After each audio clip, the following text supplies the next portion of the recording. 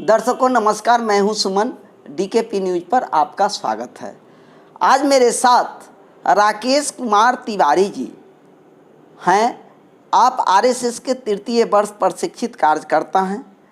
आपने BCom honours किया है, सीए आर्टिकल ट्रेंड भी हैं। वर्तमान में आप एक निजी कंपनी में अकाउंट्स एग्जीक्यूटिव के रूप में अपना योगदान दे रहे हैं। आप सामाजिक कार्यकर्ता भी रहे हैं। राकेश जी, आपको डीकेपी न्यूज पर स्वागत है। जी नमस्कार, आपको भी बहुत बहुत धन्यवाद मौका देने के लिए। आपसे मैं जानना चाहता हूं, जो आप संघ से कब जुड़े और कैसे लगाव हुआ? बड़ा रोचक विषय आपने रखा। मैं संघ से 1994 के आसपास, एग्जैक्ट नहीं लेकिन मैं बोलता 94 ही हूँ, इसलिए 94 ही मानता हूँ। चूँकि एग्जैक्ट मुझे भी ध्यान में नहीं है कि वो 93 था या 94 था, तो मैं 94 कहता हूँ। 94 में संघ से जुड़ा और 95 के दिसंबर में संघ का 7 दिनों का प्राथमिक प्रशिक्षण शिविर होता है, उसमें मैंने भाग लिया और संघ का प्राथमिक प्रशिक्षित स्वयंसेवक बना।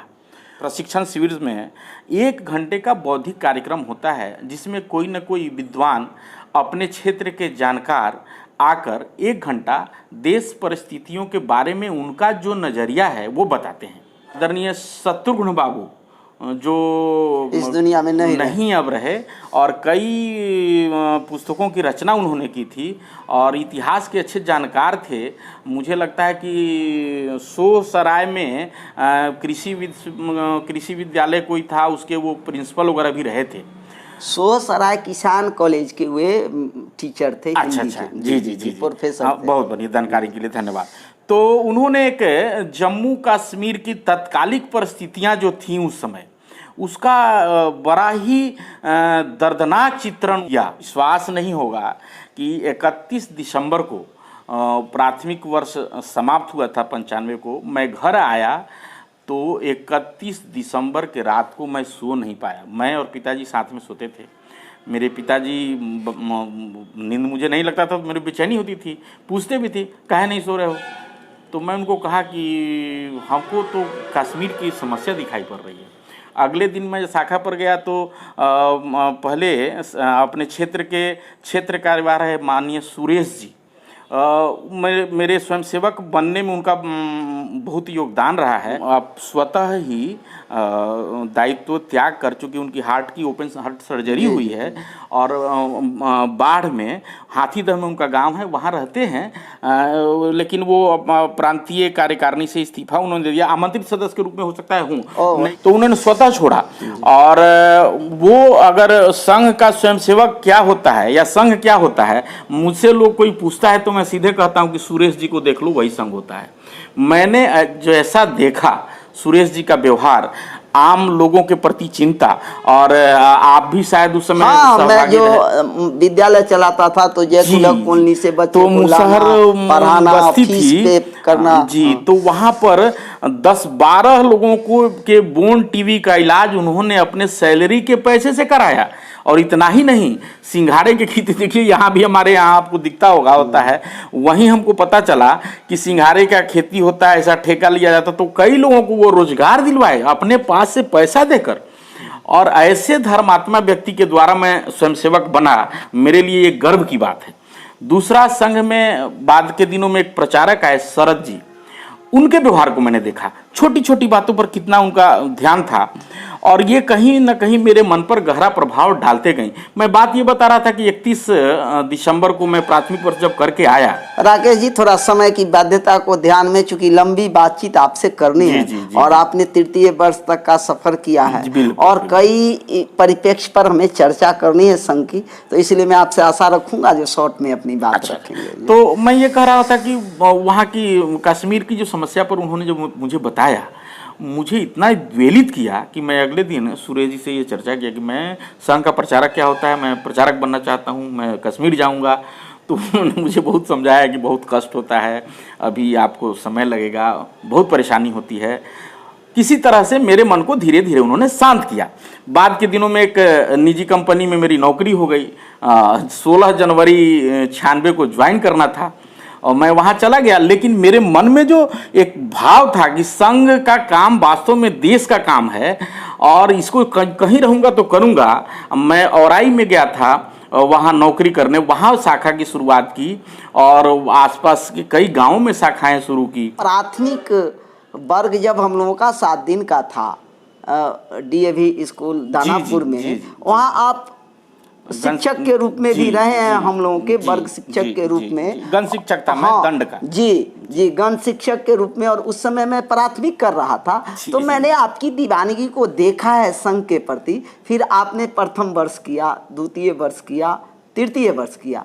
निश्चय ही संघ पूरे विश्व का सबसे बड़ा संगठन है। संघ मीन्स, मैं अपने दर्शकों को बता दूं, राष्ट्रीय स्वयं सेवक संघ की मैं बात कर रहा हूं, और उसके कई जो मूल्यवान गुण होंगे उससे प्रेरित होकर आपने किया। और वही सुरेश जी की उपज हम लोग भी हैं, चूँकि प्रतिदिन घर पर आते थे, उठाते थे और संघ की शाखा में ले जाते थे। मैं आपसे जानना चाहता हूं, क्योंकि आपने लंबा सफ़र तय किया है, जो उस समय जो आपने 94 की बात कहा, 93-94 की जो आपने बात किया, तो लगभग 27-28 साल एक मायने रखता है।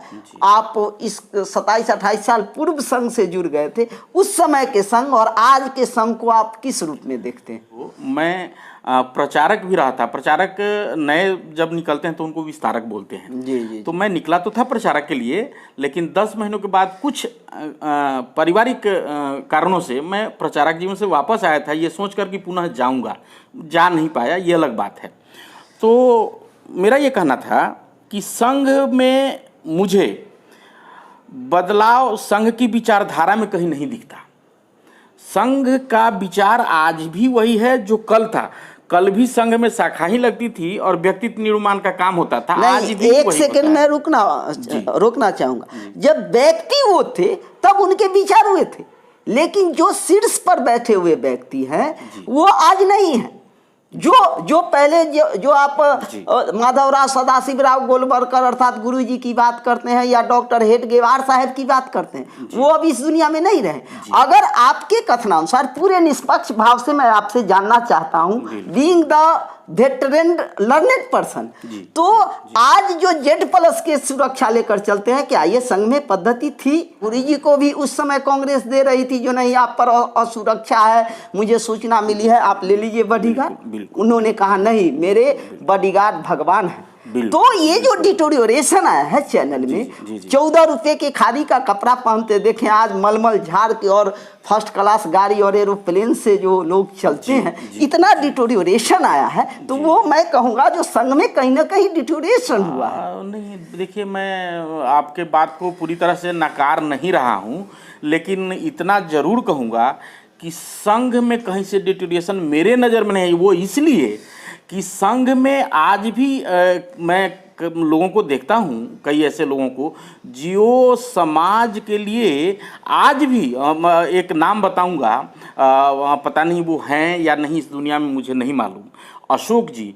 मैं 1998 की बात है, मैं द्वितीय वर्ष रांची में करने गया था, तो उस समय का एमटेक किया हुआ इंजीनियर, और वो आदिवासी बंधुओं के बीच में काम करते थे। इसलिए कहे कि आदिवासी तो रहते हैं सिर्फ गमछा पहन के, तो मैं गमछा पहन के काम करूंगा। और मेरे लिए वो अद्भुत दृश्य था कि उस समय एमटेक किया हुआ इंजीनियर और गमछा पहन के आदिवासियों के बीच काम करता हुआ मैंने देखा है। वो आप सही कर रहे हैं, क्योंकि मैं भी संघ से जुड़ा हुआ हूँ, प्रथम वर्ष पर शिक्षित हूँ, लेकिन मैं जो भाप रहा हूँ, जो वो कुछ इक्के दुक्के जिस लोग की आप बात कर रहे हैं, वो लाइमलाइट में नहीं है, ऑन फोकस्ड नहीं है। देखिए, आप जो कहवाना चाह रहे हैं, नहीं, मैं कहवाना नहीं चाह रहा हूँ, मैं रियलिटी को दिखाना चाह रहा हूँ कि आखिर हम कहाँ से सफर शुरू किए थे और कहाँ पर आकर गिर गए।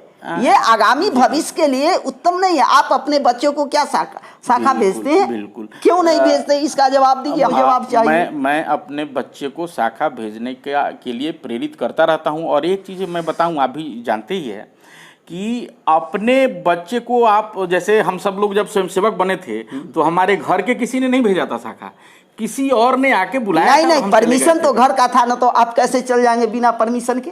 क्योंकि लोग समझते थे कि अच्छे लोग हैं, संस्कारित लोग हैं। बिल्कुल, लेकिन आज वो माहौल नहीं रहा, तो मैं भी घर घर में जाता हूँ, मैं जो माहौल देखता हूँ, ऐसे हवाबाजी हो रहे हैं। इसको आप दरकिनार नहीं कर सकते। इस बात से मैं सहमत हूँ कि आजकल जो शाखाएं चल रही हैं उस पर संख्या पहले से कम है, और कई जगह ना शाखाएं भी नहीं चले हैं। आप, मैं जो भूतनाथ में रह रहा हूँ, बताइए कितने शाखा चलते हैं? हाँ, पहले टीवी टावर के नजदीक बिल्कुल, चलते थे, बिल्कुल, भूतनाथ में बिल्कुल, चलते हैं, बिल्कुल। कहाँ चल रहे हैं वो शाखा? अभी शाखाएं कम हो गई हैं, तो उसका कारण है अभी तो जिस समय में हम लोग वार्ता कर रहे हैं, ये एक कोरोना जैसी महामारी के आने के बाद तो 9-10 महीना ऊपर से ही केंद्र से आदेश था। नहीं, मैं कोरोना की बात नहीं कर रहा हूँ, क्योंकि मैं भी धरातल पर ग्राउंड लेवल पर जुड़ के काम कर रहा हूँ। मैं 5 वर्षों का आंकड़ा दे रहा हूँ। ये भूतनाथ रोड में जो अशोक नगर में शाखाएं थे, हनुमान नगर में थे, टीवी टावर तर थे, भूतनाथ में थे, कुमरार पार्क में लगते थे, एक भी शाखाएं नहीं चल रही है।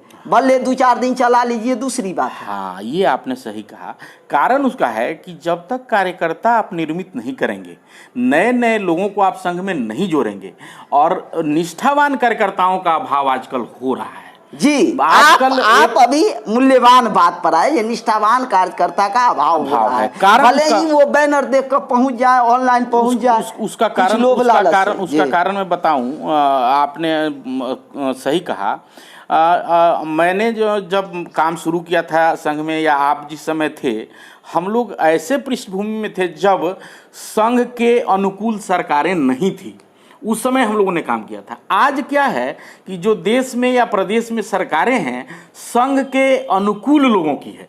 अब इस वातावरण में ऐसी स्थिति हो गई है कि हर कोई संघ से जुड़ना चाहता है। कारण क्या है कि उसको लाइमलाइट दिखाई पड़ता है कि संघ वाले लोग तो सरकार में हैं।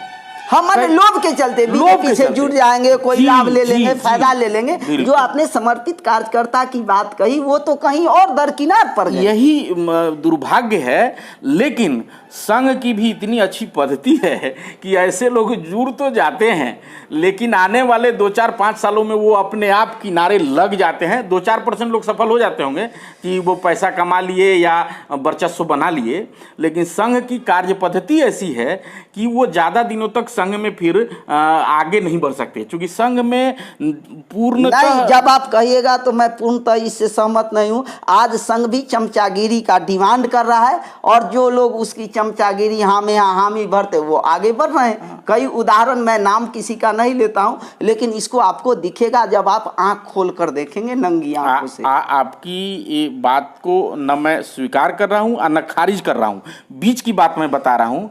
मैं ये कहना चाह रहा हूँ कि संघ एक संगठन है जो समाज के ही व्यक्तियों से बना है, और समाज में जैसे लोग हैं उसी में से लोगों को छांट के हम कार्यकर्ता बनाते हैं। तो समाज की जो आज स्थिति है, इतना स्वार्थी समाज हो गया है। पहले अपना इतना समाज स्वार्थी नहीं था जितना आज है। इस चीज को तो आप भी महसूस कर रहे हो। आपकी बात से एक बात समय की बाध्यता को देखते हुए मुझे बड़ी कुलबुला रहा है, जो आप प्राथमिक नहीं, प्रथम वर्ष नहीं, द्वितीय वर्ष नहीं, तृतीय वर्ष का मतलब संघ की जो अंतिम शिक्षा है जी, उसको आपने ली है। जी, जी। और कोई ना कोई तो कारण होगा। आप विस्तारक तक का भी, विस्तारक और प्रचारक में ज्यादा अंतर नहीं होता है। जो विस्तारक होते हैं वही कल प्रचारक होते हैं। बावजूद इसके आप दायित्व मुक्त हैं, क्या कारण? नहीं, दायित्व मुक्त नहीं हूँ। बता दूं आपको कि संघ ने मुझे दायित्व दे दिया था, और हो सकता है कि अभी भी दायित्व में हूँ, लेकिन मुझे ही शर्म लगता है ये कहने में कि मैं फला दायित्व पर हूँ अगर उस काम को मैं कर नहीं रहा हूँ। आखिर कोई ना कोई कारण तो है। जो आदमी निकला था प्रचारक बनने, और आज वो कहीं सम के लाइमलाइट में, मतलब मुख्य एक्टिव कार्यकारिणी भूमिका में नहीं। जी, वो आप जो नहीं, मैं जो सच्चाई को लाना चाहता हूँ, एक वो सिंसियर जो जर्नलिस्ट का फर्ज है वो मैं निभाना चाहता हूँ, और बिना कोई लोभ लालच के बिना कोई लाग लपेट। देखिए बहुत बढ़िया आपने कहा। मैं संघ में जुड़ा रहा हूँ तो मैं 2-4 ऐसे कार्यकर्ताओं के साथ रहा हूँ मैं, जो मैं नज़दीक से जानता हूँ। मैंने संघ को वैसा देखा है और मेरे नज़रों में संघ आज भी वही है। संघ में आज के वर्तमान सरसंघ चालक जी जो हैं मोहन जी भागवत, वो मुझे नाम से जानते हैं, मेरे पास कई उनके पत्र आए हैं और व्यक्तिगत रूप से जानते हैं वो। माननीय सुदर्शन जी जो अब नहीं हैं, संघ के चौथे सरसंघ चालक, मेरा सौभाग्य रहा है कि अधिकारी व्यवस्था में 2 दिन उनके साथ मैंने गुजारा है बबुआ जी के आवास में, उनको देखा है। सुरेश राव केतकर जी स्वसहायक सरकार्यवाह थे, लगता है कि 2002 या 2004 में आए थे कुम्हरार में, उनकी अधिकारी व्यवस्था में मैं रहा था। और इन सब रज्जू भैया को मैं प्रथम वर्ष में 97 में पूर्णिया में देखा था। इन लोगों का व्यवहार जो मैंने देखा, मैं एक उदाहरण खाली बताऊंगा आपको। सह सरकार्यवाह थे माननीय सुरेश राव केतकर जी। अधिकारी व्यवस्था में इसलिए लगाया जाता है कि उनका उम्र ज़्यादा होता है तो प्रचारक शादी ब्याह करते नहीं हैं और उनके बाल बच्चे होते नहीं हैं, लेकिन संघ उनका ख्याल रखता है कि उनका उम्र हो गया तो कितना मेहनत करेंगे। तो घर में जैसे बेटे पोते होते हैं, दादाजी की जैसे सेवा करते हैं, वैसे सेवा करे कोई, ऐसा संघ में है। अधिकारी व्यवस्था में लगाए जाते हैं नए कार्यकर्ता ताकि उनको देख के कुछ सीखें भी। मैं सुरेश राव केतकर जी के अधिकारी व्यवस्था में एक बार रहा 2 दिन। आपको सुमन जी आश्चर्य होगा जानकर कि मैं वो जब बाथरूम गए और जब नहा के निकले तो मैं इस इंतज़ार में था कि सुरेश राव केतकर जी ने जो कपड़े छोड़े होंगे मैं धोऊंगा और मुझे सौभाग्य मिलेगा, लेकिन वो अपना कपड़ा धो के निकले। तो मैंने पूछा कि आपने धो दिया, हम धोते? तो कहे कि नहीं, तुम क्यों धोओगे, मैं तो अभी शरीर से ठीक हूँ। जबकि उस समय उनका उम्र हमको लगता है 70 साल के आसपास या 65 साल के होंगे। इसी पर तो मैं फोकस करना चाह रहा हूँ, जो हमारे संस्कार थे वो कैसे विलुप्त होते जा रहे हैं। क्या जैसे आपने अभी बात किया वर्तमान सरसंघ चालक जी का, तो पहले वो आम आदमी की तरह किसी जो वेटरेन कार्यकर्ता थे या जिनको वो बाय नेम जानते हैं वहाँ पहुँच जाते थे। क्या आपको लगता है आज की स्थिति है वो पहुँच पाएंगे? नहीं पहुँच पाते हैं और मैं इससे सहमत हूँ। और अभी मैं मुजफ्फरपुर में 2 साल पहले 2018 में उनकी बैठक में गया था और मैं सिर्फ नमस्ते कर पाया, वो भी नमस्ते ही कर पाए और ज़्यादा इससे बात नहीं। Z+ की सुरक्षा है तो नज़दीक तक उनके आज कोई जा नहीं सकता, लेकिन उसमें भी उनके मन की व्यथा ही है। संघ के सरसंघ चालक नहीं चाहते हैं कि उनको Z+ सुरक्षा चाहिए। वो तो कहते हैं कि हम समाज में, हमको सुरक्षा क्या हो सकता है, लेकिन ये बात मुझे भी अभी समझ में नहीं आ रही है कि नहीं, अगर वो वास्तव में हृदय से नहीं चाहेंगे, गुरुजी ने नहीं चाहा तो कहाँ उनको सुरक्षा दे दिया? नहीं, वो उस वक्त भी मैंने भी कई किताबें पढ़ी हैं, उनको मिल रहा था, कांग्रेस गवर्नमेंट दे रही थी, लेकिन उन्होंने बाइकआउट किया जो नहीं, हमको सुरक्षा की आवश्यकता नहीं है। आप अपनी चिंता देखिए और हम पर। आपको लगता है 200 आदमी Z+ की सुरक्षा में कितना धन का अपव्यय हो रहा है इस देश में? ये तो देखिए सरकारों को सोचने का है, सरकारें सोचे और मैं इसमें ज़्यादा नहीं, लेकिन मुझे लगता है कि संघ के किसी भी बड़े अधिकारी को Z+ की सुरक्षा देना, मुझे लगता है कहीं ना कहीं खुफिया जानकारी लेना तो नहीं चाहती सरकार, मुझे लगता है। चूंकि हमारे कहने का मतलब आपको बरगलाने की कोई आवश्यकता नहीं। संघ मिस बीजेपी मिस संघ नहीं, उसी का अनुषंगिक संगठन है। कोई जो दूसरा नहीं है, वो बीजेपी कोई अलग से नहीं टपका हुआ है वो, क्योंकि संघ के निकले हुए ही दूसरे ब्रांच है। मान जाइए घर में 4 व्यक्ति हैं तो किसी को कृषि पोर्टफोलियो है, किसी को शिक्षा है, किसी को कुछ है, उसी ढंग से वो संघ के 200 संगठन है और सबका मातृ संगठन संघ है। हाँ, नहीं, आपको एक चीज़ बता दूं, मैंने जो आप भी शिक्षित हैं और मैंने भी शिक्षा ली है, तो एक चीज़ तो स्पष्ट आपको बता दूं कि संघ एक ऐसा पेड़ है जिसकी कई टहनियाँ हैं और संघ से निकले हुए एक कार्यकर्ता कई संगठन चला रहे हैं और वो धीरे धीरे इतनी बड़ी संगठना बन गई है, चाहे वो विद्यार्थी परिषद हो, चाहे बीजेपी हो, चाहे अखिल भारतीय किसान संघ हो, कि अपने क्षेत्र में वो बड़ी संस्था है और लोग दुर्दैव से ये समझ लेते हैं कि वो संघ चला रहा है। संघ चला नहीं रहा है, संघ ने ऐसे व्यक्ति नहीं निर्मित नहीं, कर केयर दिए। टेक तो करता है, नहीं तो क्यों जितने भी आरएसएस के कार्यालय हैं वहाँ बीजेपी का जमावड़ा लगा रहता है, ऐसा क्यों नहीं है, लगा वहाँ रहता है? और भी दल के लोग जाते हैं। नहीं नहीं नहीं नहीं, बीजेपी वाले किसी जाते दल के जाता जाते होंगे। हैं, काहे आरजेडी वाले संघ में जाएंगे जब कहते हैं, लेकिन लंबी बातचीत हो जाएगी, जी, इस पर जी, मैं एक जी, अलग जी, से आपको घंटों वीडियो बनाऊंगा। जी, जी, अभी आप नटसेल में बताइए हाँ। जो कहाँ से आप सफर चालू किए थे मैं एक और संघ कहाँ की पर सफर पहुंच के बारे गए में हैं, जानना चाह रहे संघ हैं। और पर्सनल जो कहाँ से कहाँ तक आप देखिए, पहुंच गए मैं हैं। व्यक्ति अपने दर्शकों को बता दूं, जो चूंकि ये संघ के समर्पित ये मिस मैं राकेश तिवारी जी का बात कर रहा हूँ, ये संघ से इतने गहनतम और दिल से जुड़े हुए हैं और तृतीय वर्ष प्रशिक्षित हैं, जो ताकि ये उसके इतर सोच भी नहीं सकते, जा भी नहीं सकते। लेकिन मैं दर्शकों को बता दूं और राकेश जी को भी बता दूं, जो क्रिटिसिज्म कोई आलोचना नहीं होती है। क्रिटिसिज्म का हम लोग जो इंग्लिश में पढ़ें वो समालोचना होता है। अगर क्रिटिसिज्म नहीं हो तो लोग आगे बढ़ेंगे ही नहीं, उनका विकास रुक जाएगा। इनको आँख खोलना जरूरी है लोगों को। आप एक संस्कार से बंधे हुए हैं, कुछ खामी भी होगी तो आप सह लेंगे, उसको उभारेंगे नहीं, मैं आशा करता हूँ। लेकिन आप अपने बारे में अंतिम प्रश्न, चूंकि आपको भी कहीं निकलना है जी। आपने एक चीज़ सही बताया, मैं बता दूं कि ये तो भाव होना ही चाहिए, और आप जो समालोचना कर रहे हैं इसका मैं बहुत स्वागत करता हूँ। जरूरी है, निंदक नियरे राखिए आंगन कुटी छवाए, ये तो हम लोगों ने पढ़ा है, संघ की बैठकों में बताया जाता है। और दूसरी बात मैं बता रहा हूं, जैसे हम दोनों संघ के स्वयंसेवक हैं जी, ये अगर दर्द नहीं होता तो चर्चा भी नहीं करते। मैं कहीं ना समझ कहीं रहा मेरा हूं। उद्देश्य है जो ग्राउंड लेवल पर जो बिल्कुल। काम होता था वो हो आपके नजर में। हाँ, जी, बिल्कुल जी, बिल्कुल। उसे मैं देखना चाहता हूँ। तो हम दोनों कहीं ना कहीं एक ही जगह से बढ़े हैं। आप आज पत्रकारिता के क्षेत्र में हैं, मैं अकाउंट्स के क्षेत्र में हूँ, लेकिन हम दोनों जिन लोगों के माध्यम से संघ में जुड़े, ये आपको भी मालूम है और मैंने भी देखा है कि वो शुद्ध सात्विक प्रेम के आधार पर काम करते थे, और यही एक मात्र आधार है जिसके आधार पर संघ बढ़ा। रही मेरी बात और मेरे बारे में आप जानना चाह रहे हैं, मैं नहीं, दर्शकों को बताना चाहता हूँ, आपके क्योंकि दर्शकों मैं की बात। आपको कर्मठ एक कर्मयोगी के रूप में देखता हूँ। ये विद्वान आदमी तो हैं ही, कर्मयोगी भी हैं, और इतने बड़े संगठन के आपने सबसे उच्च शिक्षा को भी ली है, इसीलिए वो मूल्यवान विचार मैं दर्शकों तक पहुंचाना चाहता हूं। ये आपका बड़प्पन है, आपकी विद्वता है कि हम में भी कुछ बड़ा दिख रहा है आपको। वास्तव में मैं एक गांव का सामान्य बालक था, बाद में मैं पढ़ने के लिए पटना आया था। मेरे घर में ऐसा प्रचलन था कि मैट्रिक करने के बाद शहर में आके पटना में पढ़ते थे हम लोग, क्योंकि 1930 से ही हमारे दादाजी यहाँ पटना में पुरोहिती का काम कराते थे। तो उसी क्रम में मैं पटना आया।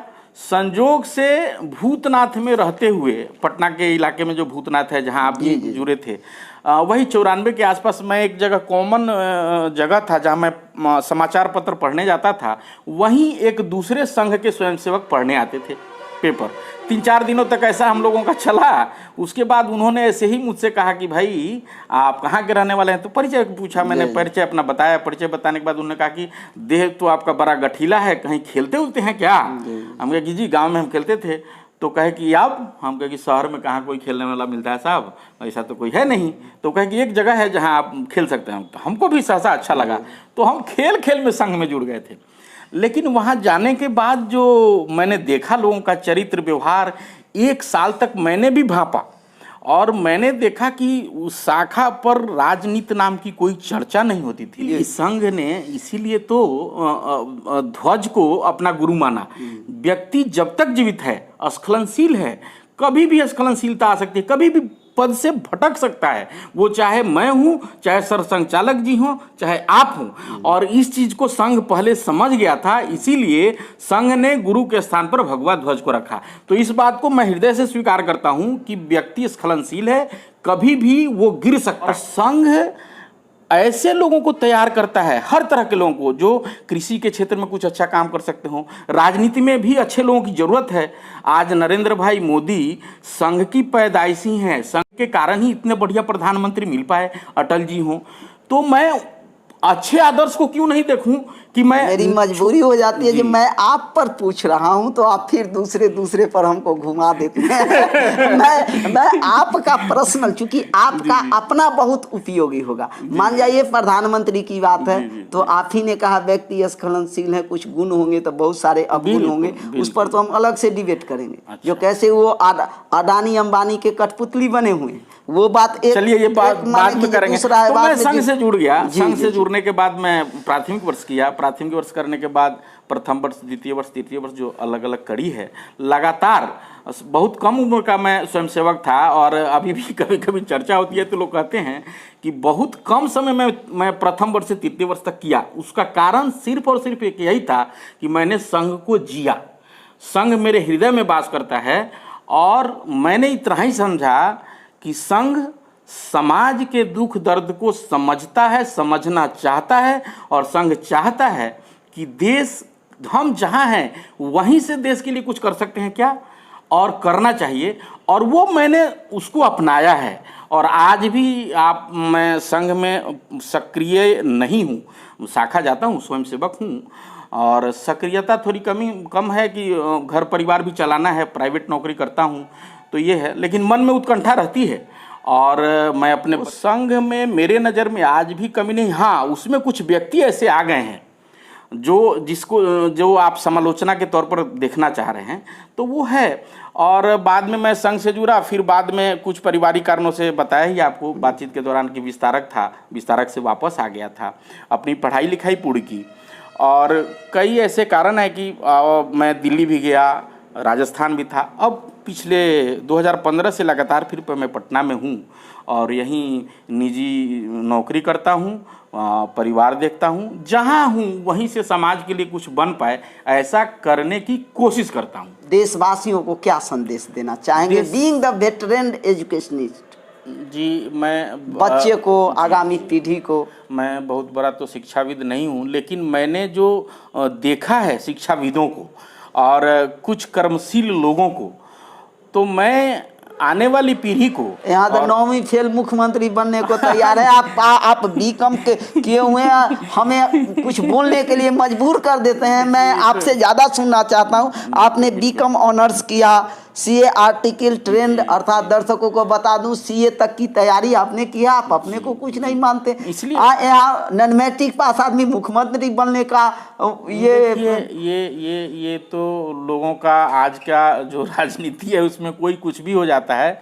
लेकिन मैं ये मानता हूँ कि राजनीति में नहीं, इसी ढंग से जो आप बोल रहे हैं ना, जब मैं कुछ नहीं हूँ, पढ़े लिखे लोग जब ऐसे ही कहते रहेंगे तो कोई उल्लू बटेरा का कुछ बनिए जाएगा। ये आपका कहना सही है, पढ़े लिखे लोगों को आगे आना पड़ेगा।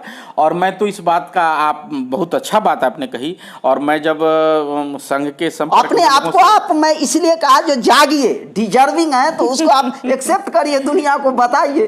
समय मिलेगा तो वो भी बता दिया जाएगा। जी। लेकिन मुझे लगता है कि राजनीति किए बिना भी समाज का बहुत काम किया। हाँ, ये बात सही आप कह रहे हैं कि राजनीति अगर एक माध्यम बन जाता है, नहीं, पावर तो उसी के पास है ना, या तो ब्यूरोक्रेट्स के पास है या तो लेजिस्लेटिव के पास है। इसको आपको जानना पड़ेगा, लीगली पावर। मैं सिर्फ दर्शकों को बता सकता हूँ, आप अच्छे हैं यही बता सकता हूँ। ये लेकिन आप एक चीज नहीं कर रहे हैं जो आप कर सकते हैं जी। ये आप जैसे ही पत्रकार थे जिन्होंने जयप्रकाश बाबू को खड़ा कर दिया और जयप्रकाश बाबू के विचारों को फैलाया। मैं ये मानता हूं, लेकिन उनके अंदर का जो ओन टैलेंट था और जनता का जो बौखलाहट थी, वो साथ नहीं होता तो मीडिया कुछ नहीं करती। ये साथ था, लेकिन मीडिया भी अभी दूर की बात छोड़िए, आज तो मीडिया इतना प्रभावी है कि जिस चीज को वो चाह दे वो चीज को करेक्ट करा के रहता है। मैं आपकी बात को मानता हूं, लेकिन अभी आप देख रहे हैं आर भारत को किन किन परिस्थितियों का सामना करना पड़ रहा है सच्चाई दिखाने के चलते, क्योंकि लीगल पावर नहीं है। एक अदना सा आदमी आईएएस और उसको पानी पिला देता है क्योंकि उसके पास लीगल पावर है, और मीडिया के पास आप जानिए जो लीगल पावर कुछ नहीं है, सिर्फ सच्चाई दिखाने के सिवा हम कर ही क्या सकते हैं। ये दुर्भाग्य है देश का। दर्शकों के लिए क्या मूल्यवान विचार होंगे वो बता दीजिए आगामी। मैं यही चाहूँगा कि देश के बच्चे होनहार बने, कर्मशील बने, अपने अंदर योग्यता लाएं और बेरोजगार की श्रेणी में खड़े होने के बजाय योग्य नागरिक बनाएं। और मुझे पूरा विश्वास है कि योग्य आदमी भले ही सरकारी नौकरी न करता हो, भले ही बड़े बाप का बेटा नहीं हो, कहीं ना कहीं योग्य जगह पर पहुंचता है। और मैं दूर नहीं देखता, मैं खुद को ही बहुत योग्य तो नहीं मानता हूं, लेकिन मैं जब उतना योग्य नहीं होने के बावजूद, सर्वाइवल ऑफ द फिटेस्ट, जी, तो ये चीज़ है। तो अच्छा आदमी जब बनेगा, योग्य नागरिक जब बनेगा, तो वो अच्छा ही कुछ करेगा। इसलिए ज़रूरत यह है कि पढ़ें लिखें, चिंतनशील बने, स्वाभिमानी बने। अपने समाज का स्वाभिमान शून्यता हो गया है, वो स्वाभिमान के चीज़ों को पढ़ें, शांत हृदय के बने और देश समाज के लिए कुछ करने वाले बने। परिवार तो हर कोई अपना पाल लेता है, परिवार से इतर भी कुछ सोचे हर युवा। दर्शकों, आपने राकेश जी के मूल्यवान विचार से अवगत हुआ और मैं पूर्णतः सहमत हूँ। इनके मूल्यवान विचार आपके जीवन के आईने को बदल सकते हैं और आसमान की ऊंचाइयों तक वो आपको पहुंचा सकते हैं, यदि इनकी बात को आप माने तो। क्योंकि बहुत मूल्यवान विचार उभर के आपके द्वारा आए हैं। राकेश जी, आप इतना समय निकाले, आपको हृदय की गहराई से बहुत बहुत धन्यवाद। बहुत धन्यवाद आपका समय देने के लिए। और मुझे भी कुछ काम में जाना था, इसलिए चलिए, आपने कहा और हमने आपके लिए समय निकाला, आपने भी मेरे लिए समय निकाला, तो ये बहुत बड़ी बात है। आपने कहा और मैं समय निकाल पाया। एक दो डिबेट हम निश्चय करेंगे और गंभीर डिबेट करेंगे। बिल्कुल, मेरा स्वागत है और आपके हर समालोचना के लिए मैं तैयार हूं। और मुझे लगता है कि हर समालोचना अच्छी चीज है और मैं कभी किसी को डिफेंड नहीं करता हूं। आपको बता दूं, मेरा उद्देश्य सुधारना है, दूसरा कोई उसमें कोई लोभ लालच से मैं परे आदमी हूँ। मेरा उद्देश्य यही है जो हमारा एक सुंदर भारत बने और जहाँ जहाँ खामी है उसको हम पुरजोर तरीके से, जो एक मीडिया कर सकती है, अंतिम तह तक जाएंगे। उसके लिए हम सर पर कफन बांधे। जी, तो आपका हम पेपर ही देखते हैं, नाम ही है देश के पहरेदार। तो आप तो पहरेदार की भूमिका निभा ही रहे हैं, अच्छा बात है। भगवान करें आप ऐसे ही पहरेदारी करते रहें। और समाज के बहुत अच्छा लगा मुझे कि मैं अपने को उस योग्य नहीं समझता, लेकिन मेरे अंदर कुछ आपको दिखा और लगा कि समाज को बचाना चाहिए। आपने समय मांगा, मैं किसी तरह समय निकाला और आपको दिया और हम लोगों की वार्ता हुई। लेकिन बहुत से ऐसे समाज में लोग हैं जिनको बाहर लाने की आवश्यकता है और मुझे लगता है कि आप जैसा निष्पक्ष और अर्थ के लिए ही पत्रकारिता नहीं करने वाला जो व्यक्ति है, यही कुछ कर सकता है। और आप बहुत बड़ी ताकते हुए अच्छा लगेगा कि आप बहुत कुछ कर सकते हैं और आपने किया भी है, लेकिन आप कह नहीं रहे हैं। नहीं, मैं लीगली पॉइंट सिर्फ कहा हूं। लीगली ये आप सही कह रहे हैं कि लिखित तो नहीं है, लेकिन मीडिया वो है कि खाली करो सिंहासन की जनता आती है और उस चीज़ को चरितार्थ कराती है मीडिया। और कई सरकारें मीडिया के कारण गई हैं और आई हैं। इसको मैं एक्सेप्ट करता हूं। राकेश जी, पुनः आपको डीकेपी न्यूज पर मैं स्वागत करता हूं। बहुत बहुत धन्यवाद। फिर कभी बात होगी।